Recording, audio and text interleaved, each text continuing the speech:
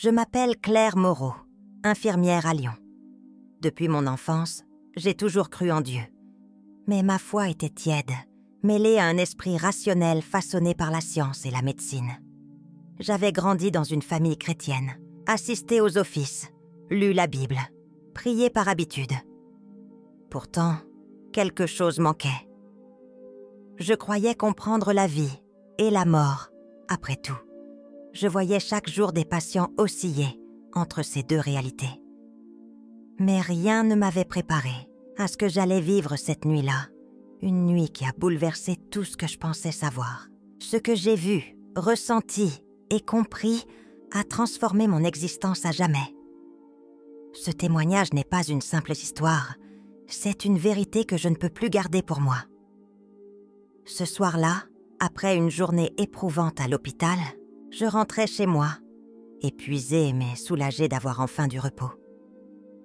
L'odeur de désinfectant et les échos des machines résonnaient encore dans ma tête.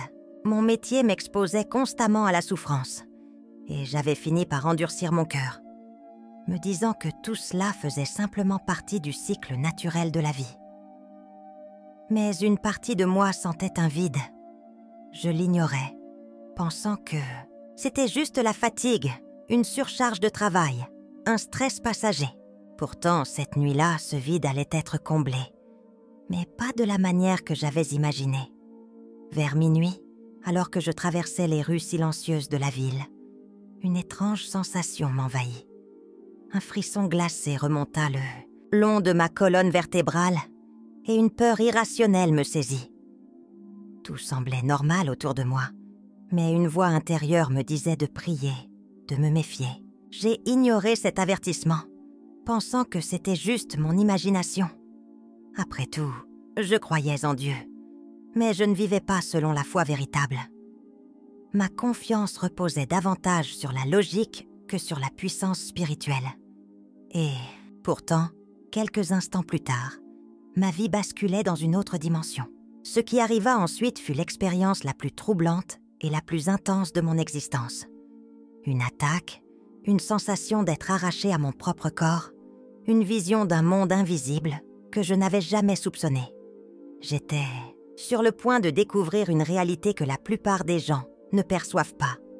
Ce qui m'attendait au-delà de ce moment était bien plus effrayant et révélateur que tout ce que j'aurais pu imaginer.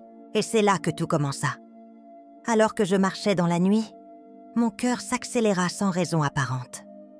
Une angoisse profonde s'insinua en moi, comme si une force invisible tentait de m'avertir d'un danger imminent. Mais mon esprit cartésien refusait d'accepter ce sentiment. Puis, soudain, tout bascula. 3 silhouettes sombres apparurent sur mon chemin. Elles n'avaient pas de traits distincts, mais je ressentais leur intention malveillante. Un froid intense m'envahit, plus glacial que la nuit elle-même. Une peur viscérale s'empara de moi, une terreur que je n'avais jamais connue auparavant. Ce n'était pas une simple agression physique, c'était autre chose, quelque chose d'inexplicable, d'au-delà du monde matériel.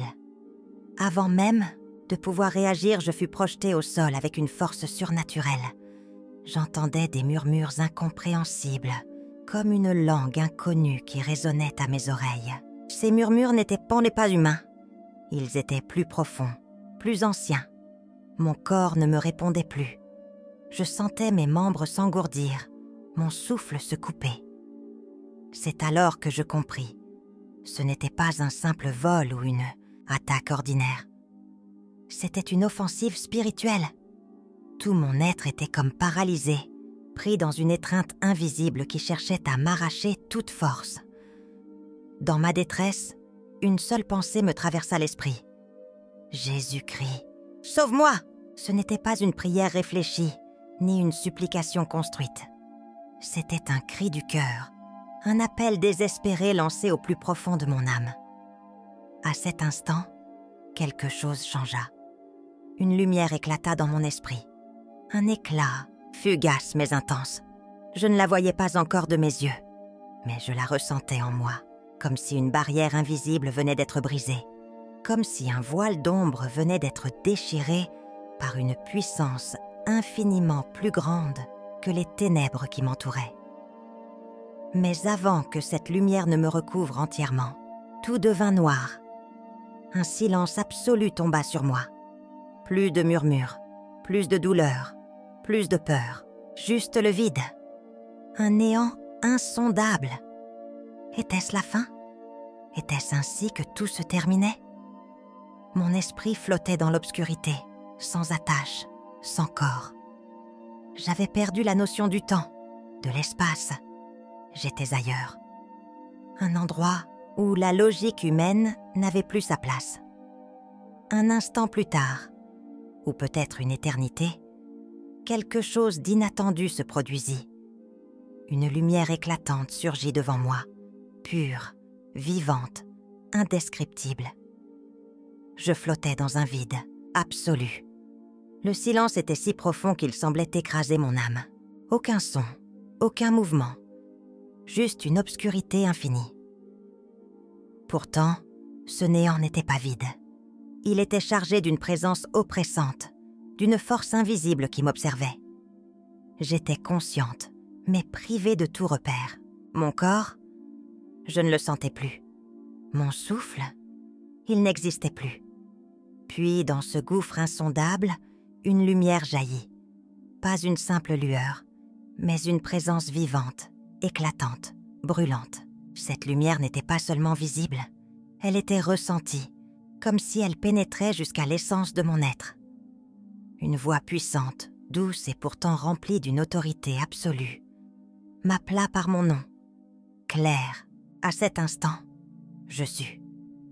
Ce n'était pas un rêve, ni une illusion. J'étais devant Jésus-Christ. Sa voix résonnait en moi comme une vérité absolue. Je ne pouvais pas le voir complètement, mais je sentais sa présence envelopper tout, mon être. Une paix surnaturelle m'inonda, une paix qui surpassait toute compréhension. Dans cette lumière, chaque peur, chaque doute, chaque douleur disparaissait instantanément. Mais cette paix n'était pas venue seule. Elle s'accompagnait d'une révélation accablante. Je voyais ma vie défiler devant moi, chaque choix, chaque moment où j'avais ignoré l'appel de Dieu. Ce n'était pas un jugement brutal, mais une prise de conscience profonde. La vérité se dévoilait sans filtre. J'avais vécu dans l'illusion, pensant comprendre la foi, alors que je n'en avais saisi qu'une infime partie. Jésus m'ouvrit alors les yeux sur une réalité bien plus vaste que celle que j'avais connue. Il me montra que le monde matériel n'était qu'une façade, une surface trompeuse, derrière laquelle se déroulait un combat bien plus grand. Une guerre spirituelle invisible, mais omniprésente. J'aperçus des âmes enchaînées, errant sans direction, aveuglées par les ténèbres. Elles vivaient comme si tout était normal, sans réaliser qu'elles étaient ratées prises au piège d'un système qui les éloignait de la vérité. J'étais l'une d'entre elles. Mais maintenant, je voyais. Et cette vision changeait tout. Là, dans cette lumière éclatante, une question silencieuse emplissait mon âme. Que feras-tu de cette vérité? Ce n'était pas une question posée avec des mots, mais une vérité imposante qui s'imprimait dans mon esprit. Je compris que cette révélation n'était pas pour moi seule. Je devais témoigner, je devais dire au monde que nous vivons sous l'emprise d'un mensonge, que l'ennemi utilise l'ignorance pour éloigner les âmes du salut. Et alors que cette prise de conscience me submergeait, je sentis une force me tirer en arrière, m'arracher à cette lumière. Je voulais rester, je voulais apprendre davantage, mais quelque chose me rappelait violemment à la réalité. Et soudain, tout bascula. Mon âme fut projetée avec une force indescriptible, une sensation de chute vertigineuse, comme si je traversais les dimensions. Puis, un souffle, un battement de cœur, une douleur fulgurante dans ma poitrine. Mes paupières s'ouvrirent brutalement et je réalisai l'impensable. J'étais revenue. Lorsque mes yeux s'ouvrirent, la pièce semblait la même, mais quelque chose avait changé. Je n'étais plus la même. Ce que j'avais vu ne pouvait être oublié. mon esprit était encore entre deux réalités, tiraillé entre le monde matériel et ce que Jésus venait de me révéler. Puis, comme un voile qui se déchire, une autre vision s'imposa à moi. Ce n'était plus un simple hôpital, une simple chambre. C'était un champ de bataille spirituel. Je voyais ce que peu d'âmes ont la grâce de voir. Un monde invisible, un combat incessant entre lumière et ténèbres. Des ombres rampaient dans les coins sombres, murmurant aux esprits tourmentés, influençant les décisions des âmes perdues. Des silhouettes lumineuses, en revanche, luttaient, protégeant ceux qui, dans leur ignorance, ne percevaient même pas le danger. Je compris alors que rien dans ce monde n'était laissé au hasard. Tout était influencé par des forces que la plupart des humains ne voyaient pas. La peur, la haine, la confusion, l'incrédulité, tout cela n'était pas simplement des sentiments humains, mais des armes utilisées contre nous. Des âmes étaient enchaînées, piégées dans un mensonge collectif, pensant être libres alors qu'elles étaient là captives. J'avais moi-même été prisonnière. J'avais vécu toute ma vie en croyant maîtriser mon destin, en me fiant à la science, aux faits tangibles. Mais tout cela n'était qu'un voile dissimulant la véritable bataille qui se déroulait sous nos yeux. Jésus me montra alors l'état du monde. Une brume épaisse recouvrait la terre, obscurcissant la vision des hommes. Les grandes villes étaient entourées de cette noirceur oppressante, où des entités invisibles soufflaient par des mensonges, dans l'esprit des dirigeants, des politiciens, des scientifiques, des célébrités, influençant des nations entières, sans qu'aucun d'eux ne réalise qu'ils étaient devenus des marionnettes. Les médias, l'éducation, les divertissements, tout semblait conçu pour éloigner les âmes de la vérité divine. Les ténèbres avançaient, et le pire, c'est que presque personne ne les voyait venir. Mais au milieu de cette obscurité, des points lumineux apparaissaient. Des hommes et des femmes de foi, de véritables disciples de Jésus-Christ, brillaient comme des étoiles dans la nuit. Leur lumière perçait les ténèbres, défiant les forces qui cherchaient à engloutir le monde. Certains priaient avec ferveur, d'autres annonçaient l'Évangile malgré les persécutions. Ces âmes, bien que peu nombreuses, étaient l'espoir d'un monde au bord du gouffre.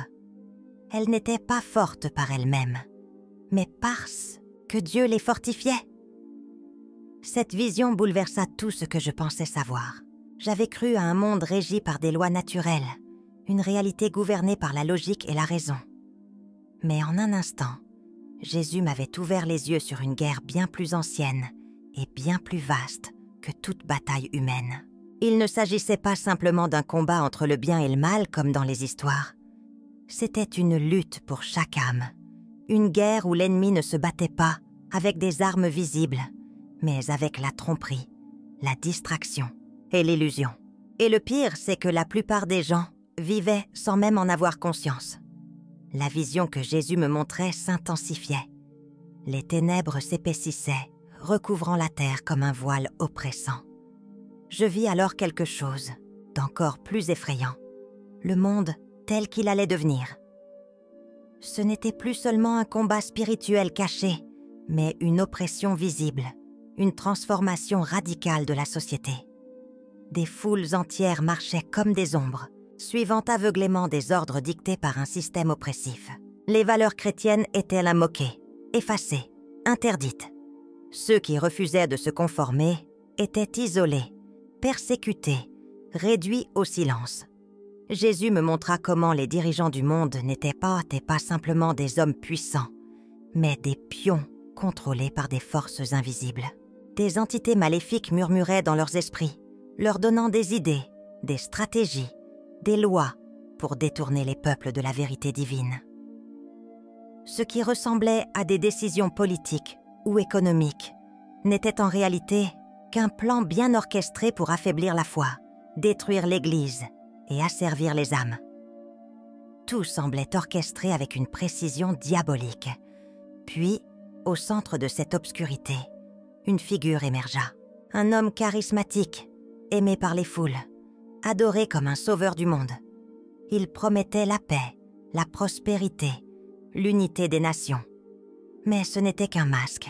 Son regard était vide, et derrière son sourire séduisant, je voyais la noirceur la plus absolue. L'Antéchrist, celui dont les Écritures parlent depuis des siècles. 2 Thessaloniciens 2, 3, 4. Il se levait en maître, et les nations s'inclinaient devant lui sans résistance. Il instaurait un système où tous devaient obéir, où ceux qui refusaient étaient considérés comme des ennemis du progrès. La persécution des croyants devint implacable, les églises furent soit fermées, la Bible interdite, la prière considérée comme un acte de rébellion. Ceux qui continuaient à proclamer Jésus-Christ étaient traqués, emprisonnés, exécutés.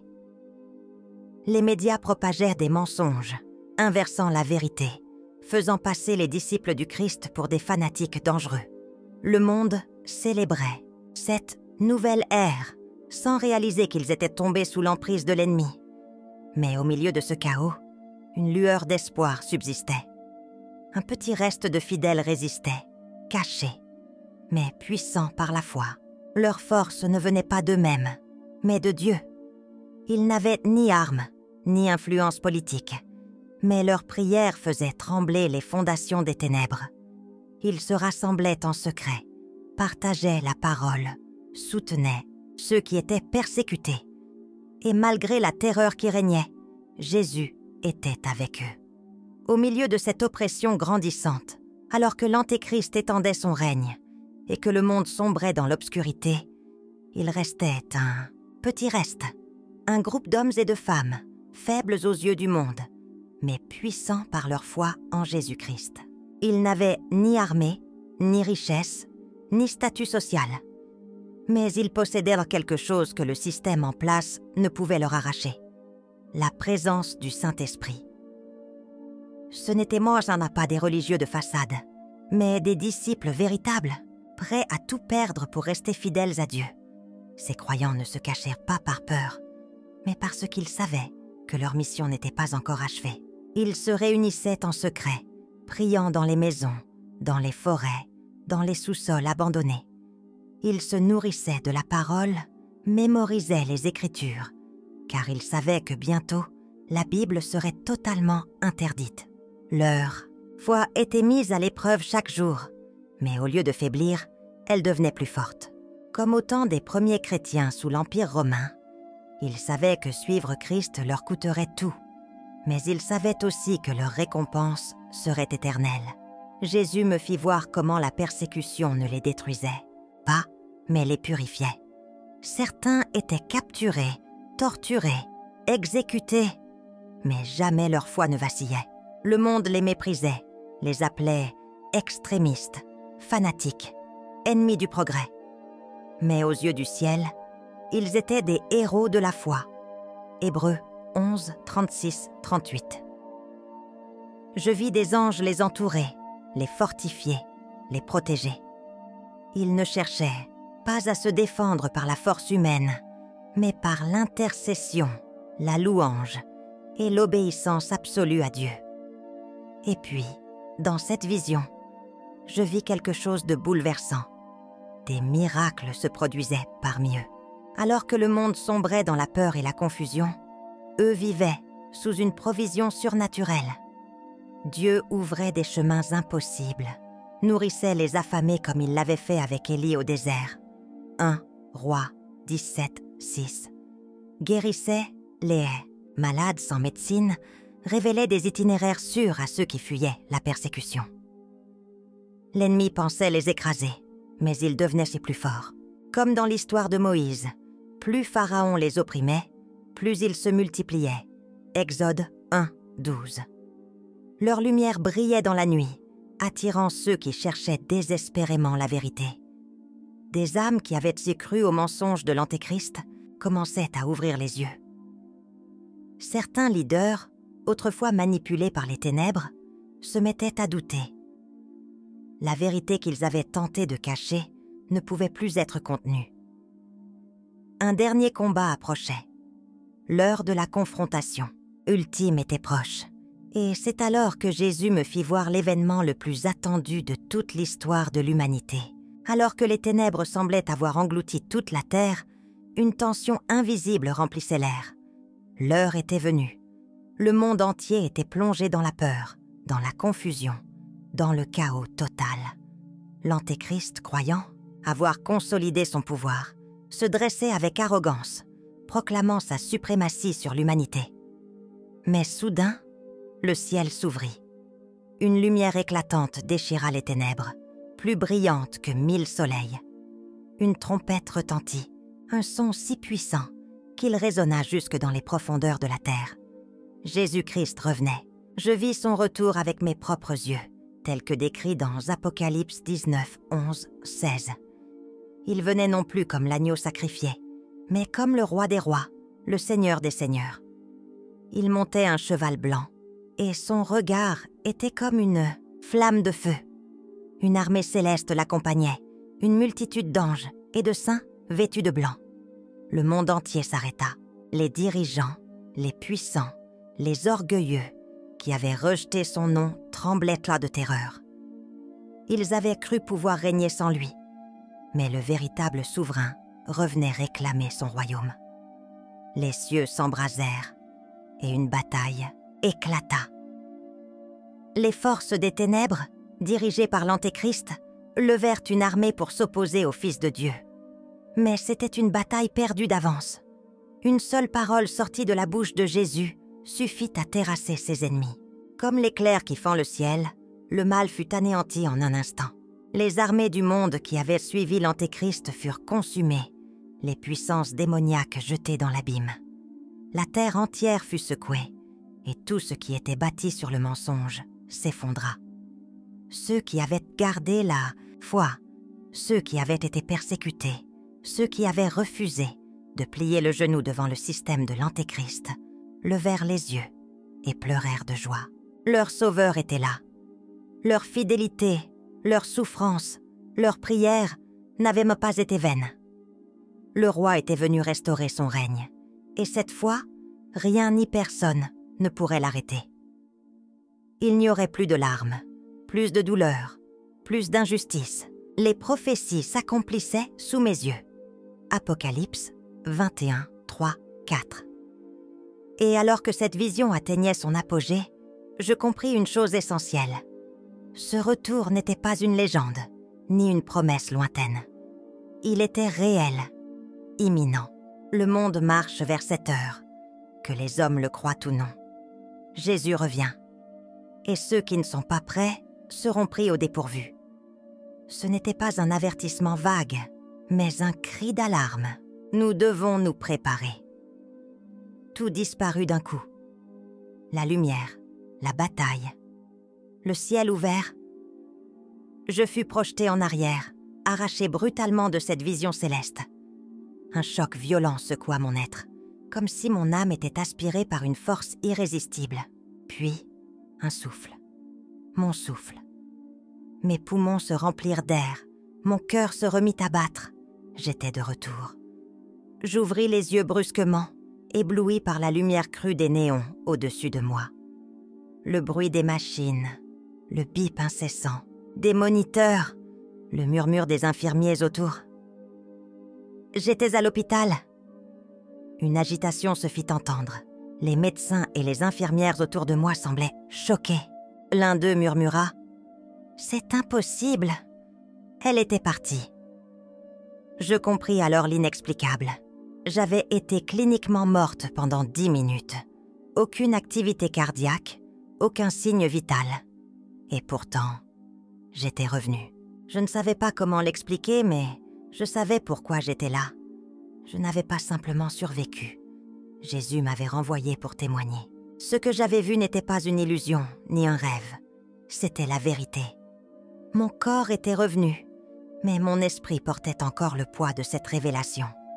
Je me sentais différente, comme si une part de moi appartenait toujours à cette autre réalité. Le monde autour de moi me semblait étranger.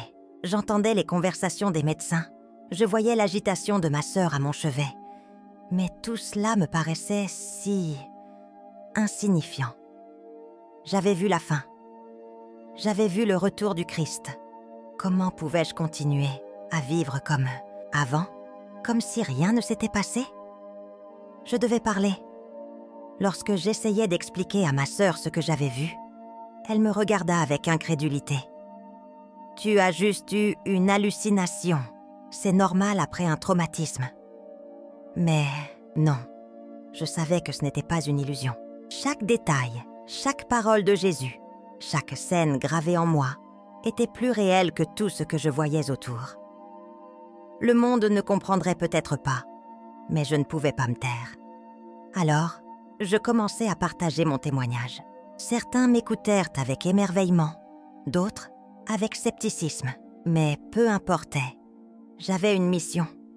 Jésus ne m'avait pas ramené pour que je garde le silence.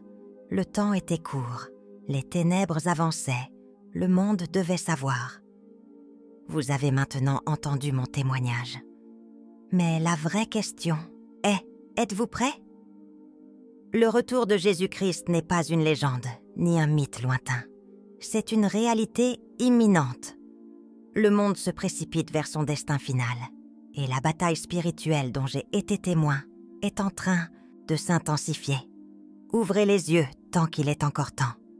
Et vous? Avez-vous déjà ressenti cette lutte invisible autour de vous? Avez-vous vécu quelque chose de surnaturel qui a bouleversé votre foi? Partagez votre témoignage dans les commentaires. Votre histoire peut toucher et réveiller quelqu'un d'autre. N'oubliez pas de vous abonner et d'activer la cloche de notification, car nous entrons dans des temps où la vérité doit être proclamée, coûte que coûte. Et si ce témoignage vous a touché, regardez la vidéo suivante qui s'affiche maintenant à l'écran. Elle contient une révélation encore plus profonde sur ce qui nous attend dans les jours à venir. Que Dieu vous bénisse et vous fortifie.